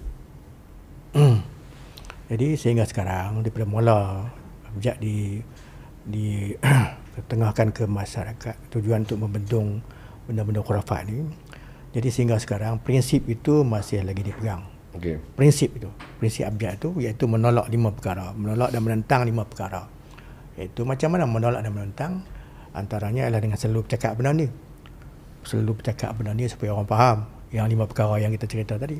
Yang kedua, dengan tunjuk contoh, salah satu contoh yang kita buat, kan? Sebagai salah satu alternatif. Mungkin kamu dapat yang lain lagi, banyak lagi yang lain, tapi abjad menunjukkan salah satu alternatif pilihan yang kamu boleh perbetul. Jadi 2 kaedah itulah. Satu, tunjukkan contoh. Yang kedua, kita bercakap. Dan mudah-mudahan dia akan jumpa lah mana-mana tempat, mana-mana perguruan yang dapat perbetulkan dia kalau dia silap. Ataupun kalau tak nampak, tak apa, abjad boleh sediakan. Itulah yang kita teruskan agenda ni, tujuan ni. Sampai sekarang lah macam tu. Baik. Kita mengambil semangat Tok Guru lah, yang yang membuka abjad tahun 69 lah. Saya buka ruang kepada Ustaz lah, untuk Ustaz nasihat kepada mereka yang sedang menonton ni. Apakah yang, sebab Ustaz membawa abjad yang main daripada sanad, jadi tentu sekali Ustaz ada nasihat tentang apa yang patutnya mereka di luar sana kena faham. Bila amalan sebegini, kena hati-hati. Amalan sebegini, kena hati-hati. Contoh tadi saya katakan, bila ada amalan, contohlah, saya pernah belajar dulu, tahun bila sudah dah, bila Tok Guru menawarkan saya untuk jenis beramai, tanam badan dalam tanah, keluar kepala saja, nanti time daripada isyak sampai ke subuh, nanti 2-3 pagi akan ada benda main depan kita, main sembang kita memang tak boleh bergerak, kita boleh minta apa saja. Atau memang clear lah, atau memang clear memang amalan yang pelik, yang memang saya pun tak payah ajak lah, saya tahu dah memang sesat. Tapi mungkin ada panduan kepada mereka sedang menonton ni. Hak ni kalau apa dapat, apa pergi cari silat, jumpa macam ni, hati-hati. Janganlah belajar benda tu. Mungkin Ustaz boleh share sikit. Apa yang saya nak share sini sebagai orang yang belajar ilmu latihan penahan diri, yang pertama kita belajar ilmu dan amalan tu daripada mereka-mereka yang sudah muktabar. Muktabar tu sudah masyhur. Makna amalan mereka, pertubuhan mereka, perguruan mereka sudah masyhur. Jadi bila dah masyhur, maknanya mereka tu telah diakui oleh masyarakat dan alim ulama yang ada di negara kita. Jadi tak kisahlah nama apa pun. Termasuklah abjad contohnya kan. Dah berapa puluh tahun dah melalui beberapa rancangan gayung, lincah, semua ni dah masyhur. Jadi kita belajar yang masyhur ni akan menjadikan kita ni terselamatlah satu. Yang keduanya, sekiranya ada dalam ilmu dan amalan tu yang telah disebutkan tadi pada mulanya. Yang pertama, sekiranya ada jenis sumpah atau mubayi'ah atau ijazah. Nak masuk ni? Atau ijazah. Wallahi wabillahi watallahi. Tujuan dia untuk jadi luar biasa. Kalau tujuan dia untuk berbai'ah, kalau berbai'ah ni macam-macam. Ada mengaku tak setia? Untuk tak setia perjuangan tu lain. Okey, baik. Untuk membahalah tu lain. Okay. Yang ni untuk menjadi sakti. Okay. Amalan yang ada jenis untuk menjadi sakti hebat dan menjadi luar biasa mencari adat, itu kena berhati-hati. Yang kedua, jenis amalan yang ada masuk panglima, masuk tok menyelap dan sebagainya. Kononnya ada panglima masuk, syekh masuk, nabi masuk, rasul masuk, malaikat masuk. Berhati-hati mengikut syariat Islam, tu kata salah. Yang ketiga, ilmu ataupun amalan yang ada pantang larang sama dengan hukum syarak. Seperti tak boleh berzina, tak boleh minum arak, mesti sembahyang dalam 5 waktu sebagai satu syarat yang wajib yang mesti dibuat. Tu kalau pantang larang tu dia menyamai dengan syarak. Kalau pantang larang yang pelik-pelik, contohnya jangan lalu bawah hampayan. Dia guna tu. Pantang yang wajib tadi, pantang yang haram, pantang yang sunat, pantang yang harus. Semua pantang ni menjadi syarat yang mesti dilaksanakan. Maka berhati-hatilah. Jadi kalau lalu juga apa jadi? Jadi ada istilah tu dia kata kalau lalu bawah hampayan tak hilang ilmu. Lagi jadi lemah badan. Jadi yang tu tidak dipanggil pantang larang ataupun syarat masuk yang wajib. Okay. Yang tu sekadar pantang larang dari segi adab dan juga akhlak-akhlak orang yang beramal. So tak faham. Yang ni nak masuk ni, nak terima ilmu ni, amalan ni, satu syarat pantang tadilah. Tak boleh makan buah terung. Kalau makan, ilmu ni tak jadi. Tidak pun makan diri hang tak boleh berubat, hang tak boleh nampak benda gaib, ilmu hang tak jadi. Hang ni kategorinya makan buah terung. Yalah, maksudnya bila adanya pantang begini, apa dia punya kategori dia? Adakah dia dalam salah ilmu tu berhati-hati. Baik, hati-hati. Berhati-hati ya. Kalau dia kata kalau boleh terung jangan makan. Tu lain. Kan? Kurangkan makan benda masin ataupun kurangkan makan daging. Kalau senjata tu jangan ditikam di tanah, jangan dimain-mainkan. Itu lain. Dia mau berpetua tu kan. Itu betul. Yang ni syarat pantang larang dan syarat yang sama dengan hukum syarak dijadikan sebagai syarat baru nak masuk amalan ni. Nak terima amalan tu. Itu lain. Ada lagi tambahan? Kemudian ilmu dan amalan yang jenis berpegang kepada i'tiqad yang salah, wahdatul wujud ataupun ittihad ataupun hulul sehingga membawa kepada mengaku aku Tuhan. Kan? Makrifat, belajar ilmu latihan penahan diri, lama-lama sampai tahap aku Tuhan lah. Mula tak pernah, tak payah buat apa, tak payah sembahyang, tak payah puasa. Jadi orang lama-lama boleh silat ni kadang-kadang jadi macam tu. Jadi berhati-hati. Apabila kamu semakin hebat, maka hendaklah dilihat diri kamu ataupun orang yang kamu nak belajar tu, sekiranya kehebatan dia sehingga terjadi perkara yang pelik bagi kamu nampak, maka kamu tengok diri dia sama ada dia masih melaksanakan syariat Islam ataupun dia sudah meninggalkan syariat Islam. Kalau dia masih memegang teguh kepada syariat Islam dan sunnah Nabi, insya-Allah dia teguh itu adalah betul. Tapi kalau memang hebat tapi syariat dia ke laut, adabnya tidak ada, maka berhati-hatilah guru yang kamu belajar tu. Walaupun dia sembang sebab tinggi. Ustaz tadi bagi saya 5 benda yang kena hati-hati. Hati-hati. Bila Ustaz sebut hati-hati, bermaksud benda tu sedang berlaku. Jadi kita kena hati-hati. Adakah benda tu sekarang masih lagi sedang berlaku? Yang 5 benda macam ni. Kita melihat sebagai warga pesilat, dengan orang yang kuat macam seluruh silat. Walaupun silat sekarang sudah berkembang banyak, tapi lama-kelamaan dia muncul unsur-unsur yang ni nak main. Dia nak main. Dalam masyarakat Melayu tak ada, tapi dia nak main hak luar. Dia nak main masuk daripada hak luar, daripada mana tak tahu. Daripada apa seberang ke mana-mana. Dan kebanyakan kita tengok ni masyarakat Malaysia Islam ni, terutama yang remaja, dia gairah juga nak belajar benda tu. Nak ambil. Dia nak ambil. Saya sekarang pula terus internet lah, terus direct belajar lah internet lah, dengan mahar-mahar yang tertentu. Jadi kesemua itu kita tengok menjanjikan perkara-perkara sakti, perkara-perkara hebat. Perkara ni kalau kita tidak bendung, lama-kelamaan masyarakat ni akan jadi punah akidah dia.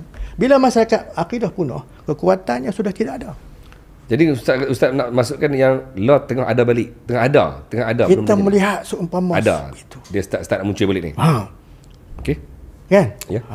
Okey, saya pun tambah sikitlah, kena hati-hati sebab apa saya pun boleh mengesahkan bahawa saya mendapat amalan-amalan tawaran offer untuk amalan begini tahun 80-an. Jadi 80-an memang satu era yang agak ekstrim dengan amalan-amalan begini. 80-an dan sampai sekitar pertengahan 90-an.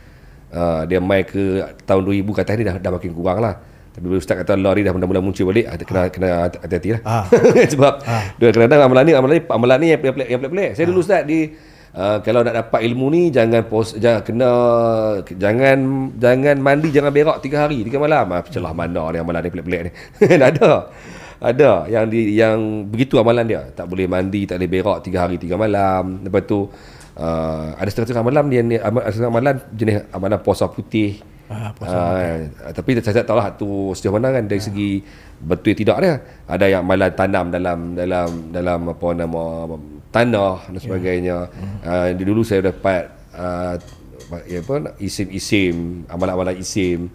Tapi lah saya setuju Ustaz, kita sebagai warga pesilat tapi dah kena berhati-hati lah dengan kemunculan. Sekarang ni yang banyak kita lihat, senang saja kita nak tengok berhati-hati. Kalau dia menawarkan benda sakti sepelek luar biasa, mencari adat, orang lain tak boleh buat, tapi dia tunjuk yang dia boleh buat, seperti jurus jauh ataupun apa-apalah. Jadi benda tu kena berhati-hati. Sebab benda pelik luar biasa tidak akan berlaku cara biasa. Dia mesti ada sesuatu yang lain. Melainkan atas nama karamah. Karamah tu wali Allah ataupun ma'unah. Lain daripada tu, sihir, istidrat, kalau kita terlibat tu, maka akidah kita akan rosak. Jadi yang itulah yang ditawarkan kepada masyarakat kita. Boleh tu buat benda pelik dalam ilmu latihan peran diri, musilat ni. Baik Ustaz, mungkin akhir kalam untuk mereka yang sedang menonton, nasihat ataupun Ustaz nak mengajak apa-apa silakan untuk mereka-mereka sedang mungkin yang mencari diri ke, mencari silat ke, mencari apa silakan Ustaz.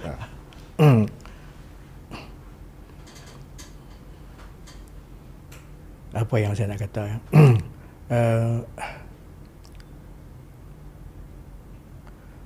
saya ingin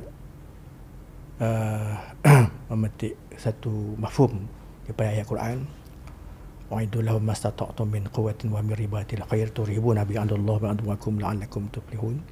Hendaklah kamu semampu mungkin menyediakan diri kamu daripada segala kekuatan, mastata'tum wa min quwwatin wa min ribatil khair, dan daripada angkatan berkuda dengan cara penyediaan zahiriah, penyediaan jasmani.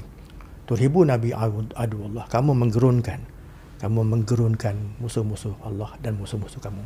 Mudah-mudahan kamu berjaya. Jadi itulah salah satu mengapa kita beristiqamah memperjuangkan dan berjihad atas nama seni latihan peran diri, termasuk Azrullah sampai luar negara di atas nama itu ini. Mudah-mudahan Allah Ta'ala bagi kekuatan kepada kita untuk menggempurkan musuh-musuh Allah dan musuh-musuh kita. Wallahu a'lam. Alhamdulillah, terima kasih Ustaz kerana sudi untuk berkongsi tentang abjad, dan insya-Allah dapat juga kurang-kurang membuka mata mereka di luar sana. Sebab saya rasa macam ni Ustaz, bila sebut pasal abjad dan beberapa nama-nama lain, dia kadang-kadang dia bukan sekadar confusing tu, bukan sekadar main daripada orang luar. Orang silat pun kadang tak faham. Saya ni pun orang silat. Saya pun tak faham abjad ni betul ke, ada amalan pelik-pelik ke. Apa lagi orang luar yang bukan silat kan, lagi depa tak faham. Jadi bila Ustaz main ni, Ustaz dah menjelaskan, alhamdulillah membuka sekurang-kurangnya mereka yang menonton. Alhamdulillah sekarang ni pun Ustaz, untuk makluman Ngopi Warisan ni channel rasmi. Ini ialah podcast ataupun channel rasmi Persatuan Malaysia juga. Ya, memang diiktiraf oleh Persatuan Malaysia sebagai channel rasmi Persatuan Malaysia. Jadi saya pun dapat tengok sambutan oleh warga silat sangat-sangat hebat. Jadi kita harap dengan segmen ataupun episod hari ini dapat membuka mata orang ramai supaya tidak membuat tafsiran yang silap pasal silat abjad ataupun abjad Malaysia lah. Dan saya pun minta maaf bagi pihak diri saya kerana tersalah sebut. Saya tak kata saya salah kot. Bukan kita ego dah, tapi bukan Azrul. Saya sebagai ketua juruhati di semua cabang menggalakkan semua juruhati untuk pergi ambil kursus wasit dan juri yang dianjurkan oleh pesaka. Banyak ditangkap dia apa semua. Jadi kita memang mahu, dan kita rasa pesaka ni satu-satunya yang pertubuhan yang telah menyatukan silat-silat semua, salah satunya. Dan dia menjadikan silat itu tidak ego di atas masing-masing tapak. Saya sangat bersetuju, dan saya sebolehnya kalau boleh saya juga nak menyertai bersama-sama pertubuhan silat abjad ni bersama-sama untuk menyumbang apa yang boleh kepada pesaka. Lah dah jadi ahli pesaka? Belum lagi. Kat Perak tak try? Jadi saya bagi pusat kan, bagi pusat. Kita ada lah di cawangan-cawangan ada. Tapi saya kalau boleh di pusat ni, menurut Azrul ni nak bincang lah juga dengan Datuk Megat apa semua. Kalau boleh kita nak menyertai secara dia senang. Jadi sebenarnya saya sampaikan sikit bagi mereka sedang menonton mungkin melihat isu berlaku dalam abjad ni untuk menjadi ahli gabungan Persatuan Malaysia ni. Sebenarnya dia punya guideline Persatuan Malaysia ni. Yang lain pun harap sampaikan pada yang lain juga. Untuk menjadi ahli gabungan Persatuan Malaysia dia simple. Dia kena bernaung di bawah pesaka daerah. Kalau daerah tak ada, direct dengan negeri lah. Macam di Kuala Lumpur tak ada daerah. Jadi dia terus direct sebagai ahli gabungan pesaka negeri. Macam di Selangor ni dia ada daerah. Jadi macam kami Pusaka disebabkan Pusaka dah memang awal dulu dah memang didaftarkan dan bergabung di bawah Pusaka Malaysia, no issue lah. Tapi kalau macam siap macam yang baru-baru ni dia boleh mendaftar dengan Pusaka daerah. Bila daerah dah terima, automatik akan duduk di bawah negeri. Dan Pusaka Malaysia bukan badan yang mendaftarkan silat. Jadi sebenarnya ramai salah faham bila kata kami nak jadi ahli gabungan Pusaka Malaysia. Tidak. Pusaka Malaysia bukan satu badan yang mengiktiraf ataupun yang mendaftarkan mana-mana silat sebagai ahli dia. Dia mesti melalui negeri ataupun daerah. Dan bila kata daerah ataupun negeri itu meluluskan, automatik Pusaka Malaysia sebab Pusaka Malaysia dia tidak ada pertandingan antara pertubuhan. That's why untuk bergerak seaktif, untuk bergerak dan diiktiraf oleh Pusaka Malaysia sendiri, dia mesti diiktiraf oleh Pusaka daerah ataupun negeri. Sebab nanti bila daerah buat pertandingan pemilihan ke apakah untuk mewakili daerah, gabungan-gabungan ni boleh bertanding di bawah nama pertubuhan sendiri. Bertanding di bawah nama silat di bawah abjad Malaysia. Bila dia main daerah dia menang. Dia kan wakil daerah dah. Dia pergi ke negeri dia dah kira wakil daerah, bukan lagi wakil abjad. Dia berbeza dengan hanya negeri-negeri yang stand alone macam Kuala Lumpur, macam KL. Hak tu je negeri yang abjad ke kalimah ke apa ke gayung ke akan berlawan ataupun bertanding di bawah nama pertubuhan sendiri untuk wakil negeri. Tapi Perak saya yakin tidak. Sebab Perak dia ada daerah. Kedah pun sama. Dia akan wakil dia kena wakil daerah untuk pergi bertanding di peringkat negeri. Jadi saya kena jelaskan sebab saya juga ialah antara salah seorang daripada media Persatuan Malaysia. Supaya ramai orang jangan salah tafsir dengan prosedur di Persatuan Malaysia. Persatuan Malaysia bukan badan yang mendaftarkan silat. Yang mendaftarkan silat ialah ROS. Yang mendaftarkan silat. Dan pesaka juga bukan badan yang mengiktiraf silat. Sebab silat tu diiktiraf oleh pesaka daerah. Persatuan Malaysia ni hanya satu badan yang mengawal selia aktiviti silat dalam Malaysia. Jadi saya rasa lebih mudah ni bagi mereka di Perak lah, apa nama Wak Mansur, apa nama siapa lagi di sana, apa nama di Perak, cikgu Haji Mus, dengar ni, tolong bagi faham dekat abjad Malaysia. Saya kira dia pun tak faham. Dia pun ingat kata Datuk Megat kena uruskan dah. Kena direct dengan Persatuan Negeri insya-Allah. Mak Ngah tolong dengar Mak Ngah. Ni luahan daripada abjad dan bantu abjad untuk bergerak lebih baik, dapat dan lah ni dah bertanding di Perak. Dah masuk lagi game silat di Perak. Di Perak belum lagi. Di Johor sudah. Kedah pun dah. Kedah pernah depa di bawah nama apa Kedah dipanggil ada itu yang Anwar beritahu. Dia panggil silat dia abjad tapi dia ada satu kelab dia panggil apa ada tu. Asbab ke? Asbab. Di Kedah itu Asbab dia bertanding dalam kejuaraan DZR tu, dia bertanding. Okey, baik. Kalau di Johor memang abjad semua aktif dengan pesaka. Pesaka aktif. Pesaka aktif. Yang jadi YDP ada. Di Johor Baru Tangkap semua ada YDP. Jadi semua saya ingat kalau boleh kita pusat centralize kan semua. Rupanya dia kena pergi. Dia memang kena.